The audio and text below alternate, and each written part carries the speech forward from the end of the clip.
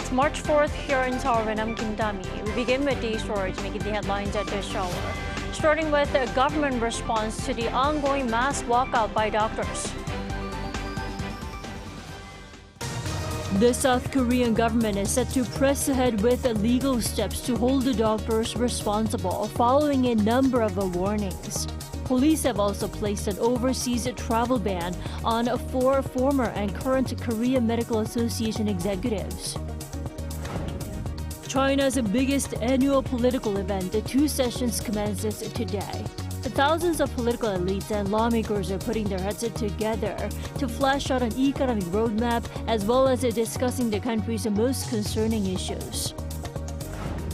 K-pop girl group Twice has made it to #1 on the Billboard main album chart with its newest album, With You.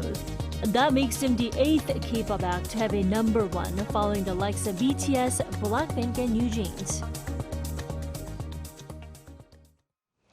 Doctors over the long weekend continue to refuse to return to duty.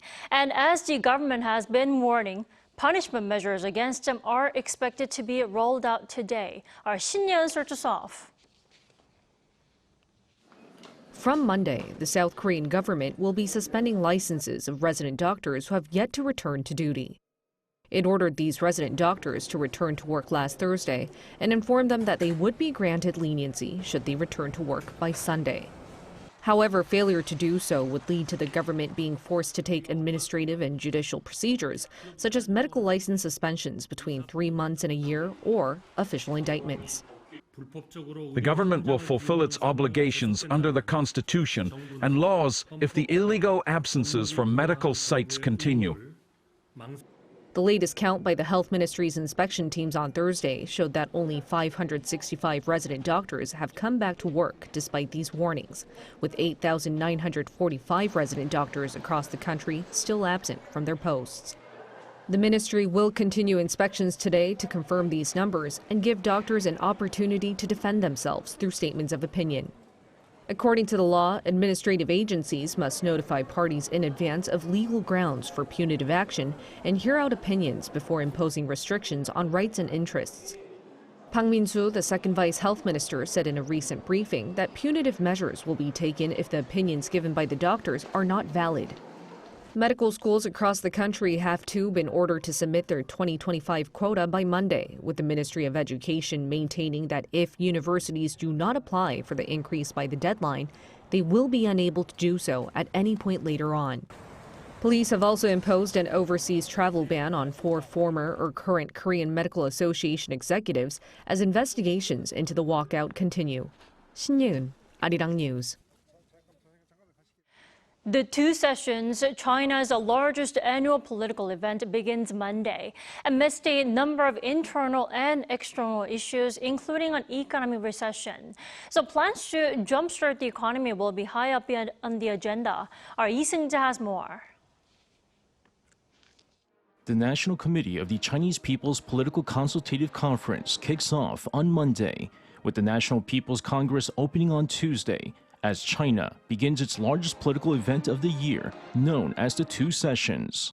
This also means that its Congress will begin to gauge the direction of state affairs under President Xi Jinping, who has entered the second year of his 3rd term in office. At the center of attention at this year's Two Sessions will be China's economy and its economic growth target for this year. Amid concerns over deflation and the slumping real estate market, global investment institutions are predicting China's economic growth rate this year to be at the 4% range. However, looking ahead, Beijing has boasted a strong resilience, great potential, and ample vitality, with many predicting that China will propose a growth target of 5%.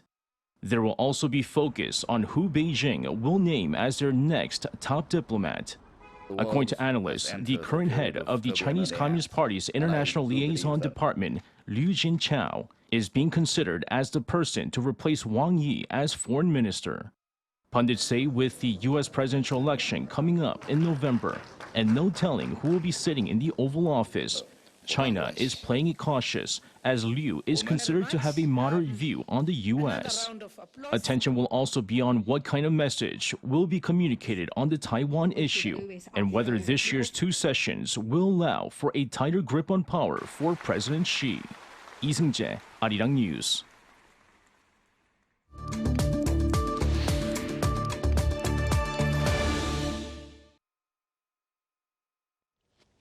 Starting today for the next 10 days, South Korea and the U.S. are staging joint military drills against ever-growing North Korean threats. Now, the exercises will be double the size of last year's Freedom Shield drills. For more, we turn to Professor Brian Myers. Good morning. Good morning. Thanks for joining us. So, like I said, the scale of the drills will be twice as big. What's the reason behind increasing the scale?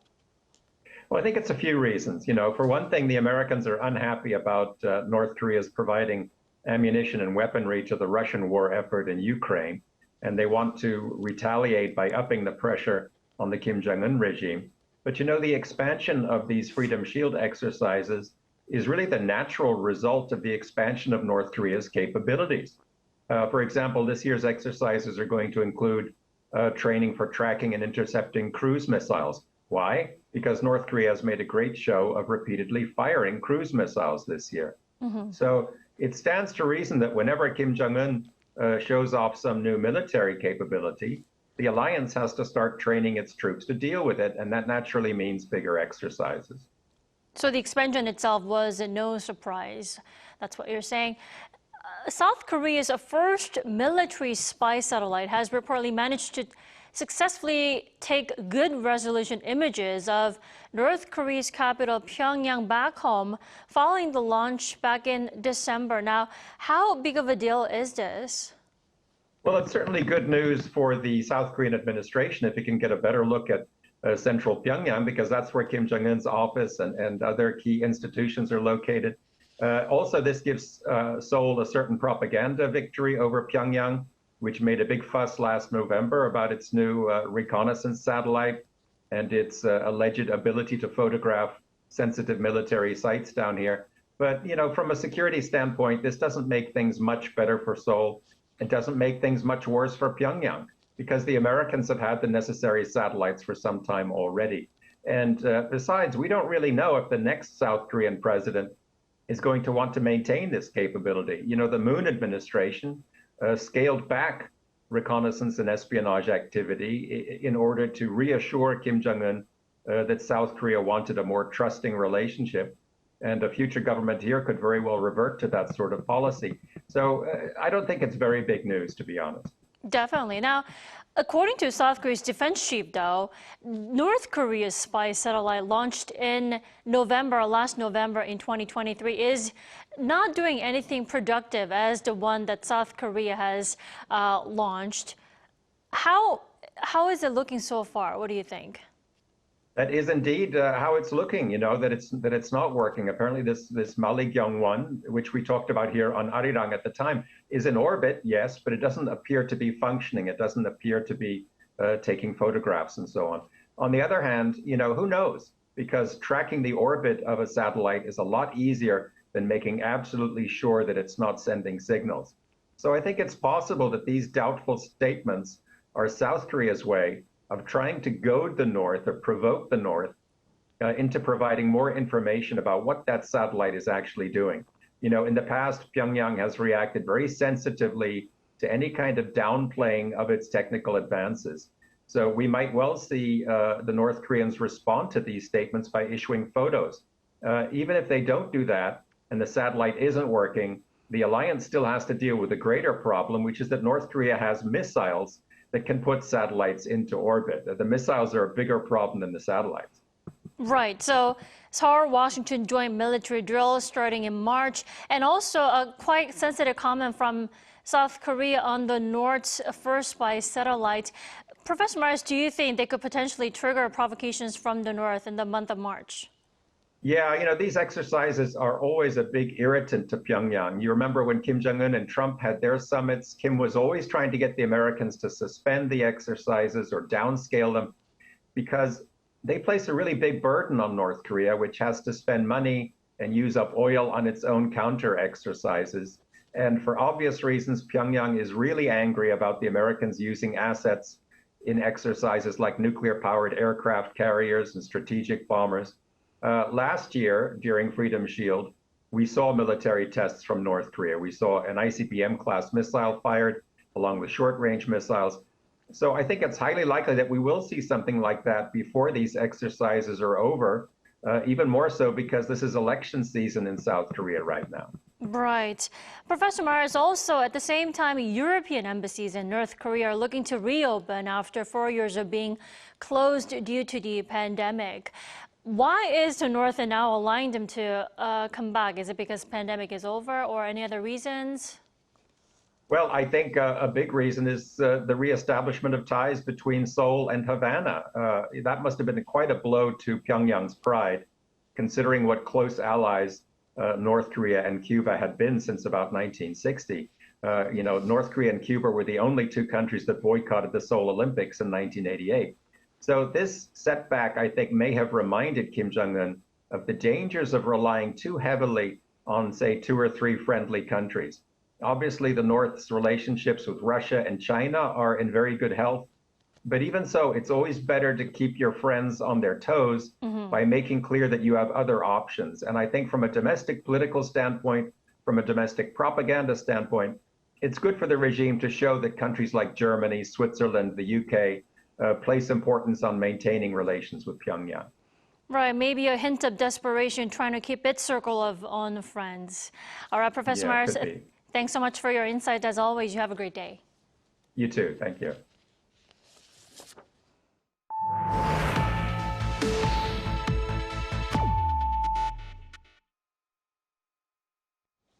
South Korean consumers have had to adapt to survive due to soaring inflation, and retailers have had to change their sales strategies accordingly.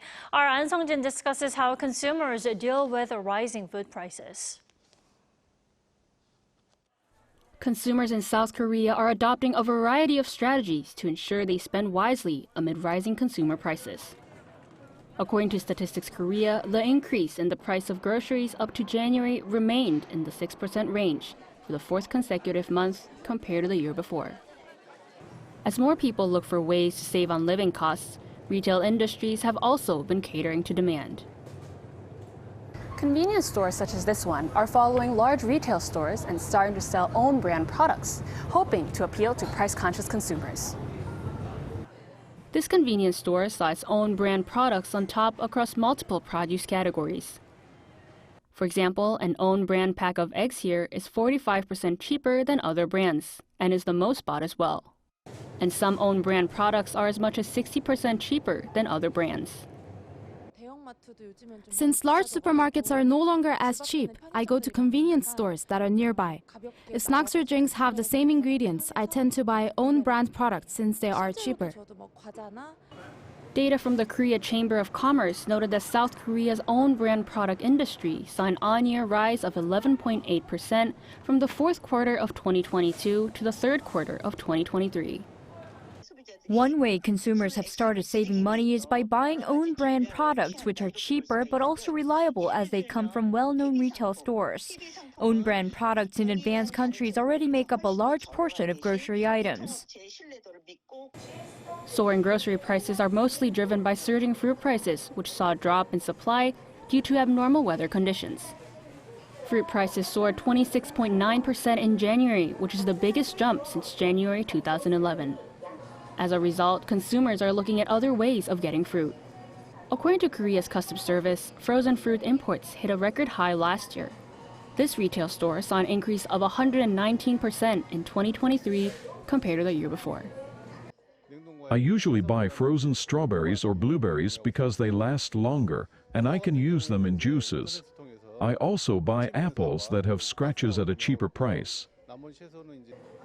Though the government has been making plans to address soaring grocery prices, including reducing tariffs on imported fruit, consumers will continue to find ways to spend wisely while prices remain high. An Sung-jin, Arirang News. Thousands of companies from around the world unveiled the future of technology and communications at this year's Mobile World Congress in Barcelona with a focus on AI. Our business correspondent Moon Hae-ryang takes a special look at what South Korean tech powers brought to MWC. The overarching theme during the four-day event was Future First, embodying 6 sub-themes such as 5G and AI, and extended beyond the mobile industry to digital transformation overall.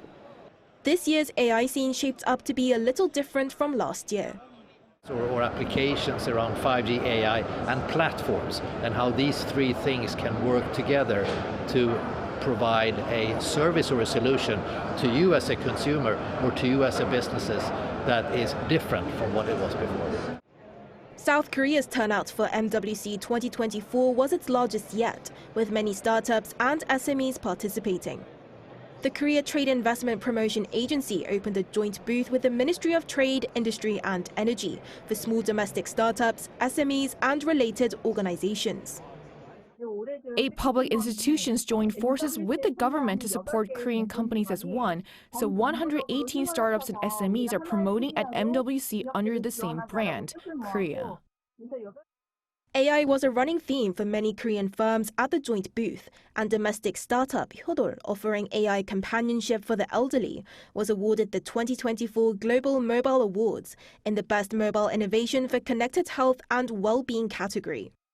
The country's biggest tech firms also brought their A-game, with Samsung Electronics unveiling its latest line of wearable tech, the Galaxy Ring, which tracks health data in your sleep. Telecommunications companies KT and SK Telecom set up AI-related booths and demonstrated a wide range of services. KT showed its intelligent urban air mobility traffic management system that assists in the safe operation of urban air mobility vehicles. UATM digitally replicates real-world UAM operations by integrating digital twin technology and AI that enhances safety based on numerous data analyses and simulations.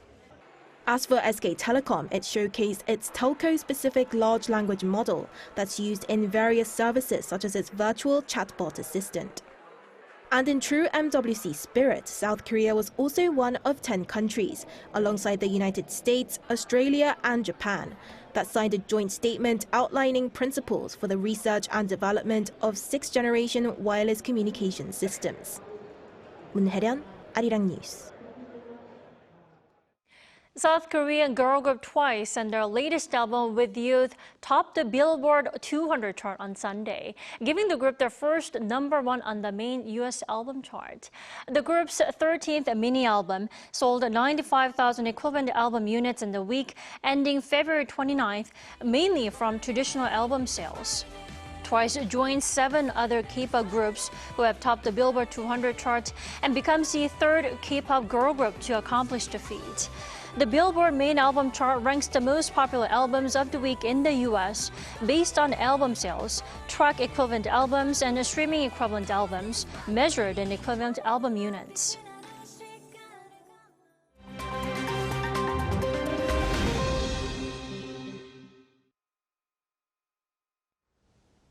Good morning, I'm Choi Ji-hee, and now we turn over to stories from around the world. We begin today with the sharp rise in malnutrition in the Gaza Strip. According to the Gaza Health Ministry on Sunday, at least 15 children have died as a result of dehydration and malnutrition at a hospital in the northern Gaza Strip. The United Nations Children's Fund had warned last month of the serious threat posed to the health of children and pregnant women caused by the rise in malnutrition. UNICEF fears more children will die unless the war ends and barriers to humanitarian relief are immediately resolved. According to UNICEF's regional director for the Middle East and North Africa, inadequate access and multiple dangers hinder UN humanitarian operations, leading to a widespread deficiency in nutritious food, safe water, and medical services. Now to the United States, where severe blizzard conditions hit Northern California and Nevada over the weekend. The Sierra Nevada mountain range is still under blizzard warnings, and hundreds of miles of highways in California have been shut down. Ski resorts in the region have been closed, and over 15,000 people in both states have been left without power. Heavy snow forecast to reach up to 360 centimeters was made even worse by winds of up to 305 kilometers an hour. The Sierra Nevadas are expected to receive an additional 60 to 150 centimeters of snow at elevations of 1,200 meters or higher on Monday and Tuesday. Authorities are advising residents to stay safe and be cautious while traveling. Now to Haiti, where the Western Hemisphere's poorest nation continues to be stricken by gang violence, which has been ongoing for more than 2 years. On Saturday, hundreds of inmates escaped the main prison in the capital Port-au-Prince after armed gangs stormed the facility, leaving at least 5 people dead.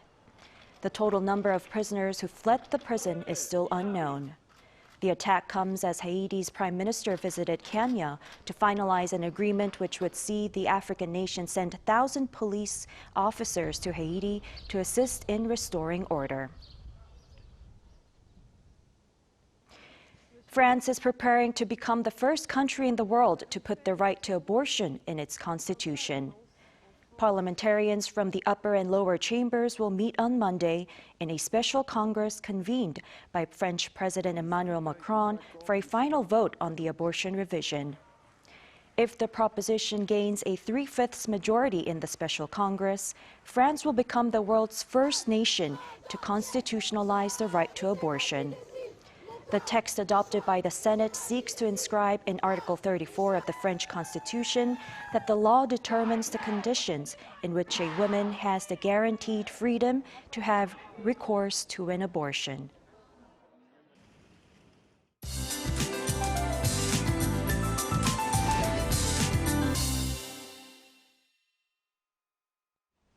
Good morning. After a weekend that we saw a brief return to winter-like conditions, temperatures eased yesterday afternoon with a thick layer of ultra-fine dust.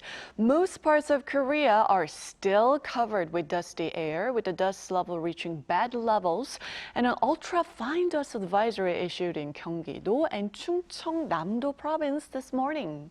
Meanwhile, rain is in the forecast on Jeju from this afternoon, spreading to southern regions tonight. Then it will rain nationwide tomorrow. And the further south, the heavier the rain will be, while mountainous regions in Gangwon-do could see snow instead of rain. Tomorrow's precipitation will clear the dust in the air. So that means we'll be trapped in dusty air all day today under partly cloudy skies. Sub-zero temperatures to start the day in central regions. Then highs will go up to a couple of degrees higher than season norms. Seoul and Chuncheon will be topping out at 11 degrees Celsius. Daegu, Busan, Gwangju make it to 14 degrees. Now, temperatures will stay slightly higher than norms this week, with more wet conditions in the forecast in the midweek. That's Korea for you, and here's a look at the international weather conditions.